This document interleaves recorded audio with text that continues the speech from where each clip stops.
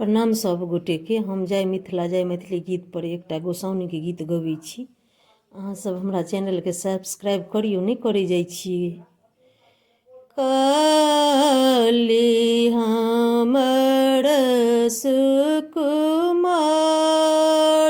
हे, फूल बालोड चललनि नरसिंह। हमर सुकुमार हे, फूल बालोड चललन कौने डाली लोढ़ब एली चमेली।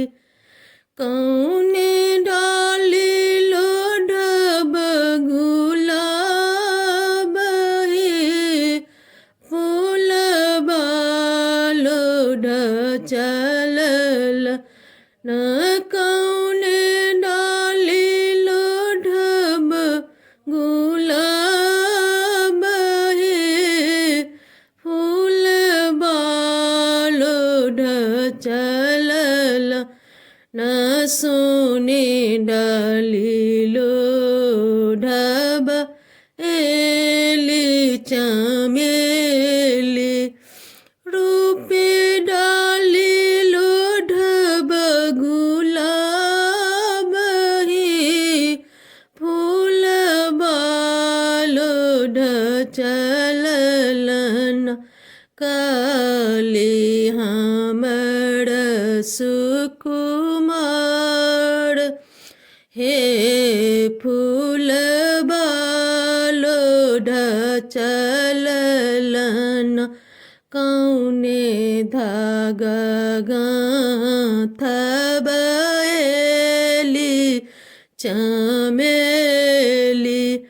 कौने धागा गाँथब गुलाब हे, फूल बालोढ़ चललन कौने धागा गाँथब गुलाब हे, फूल बालोढ़ चललन रेशम धागा गाँथब एली चमेली।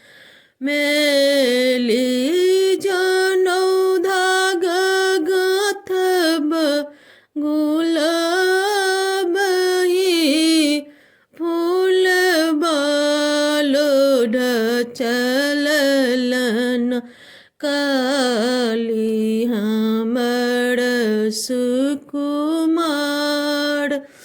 हे, फूल बालोढ़ चललन किनका गल्ला डालब एली चमेली।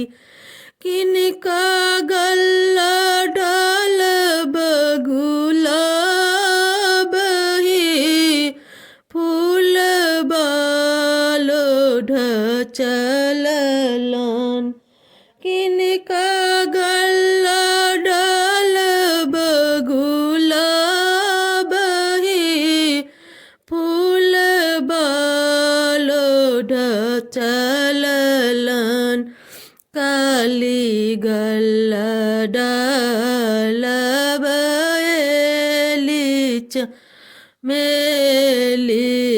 नरसिंह गल्ला डालब गुलाब हे, फूल बालोढ़ चललन।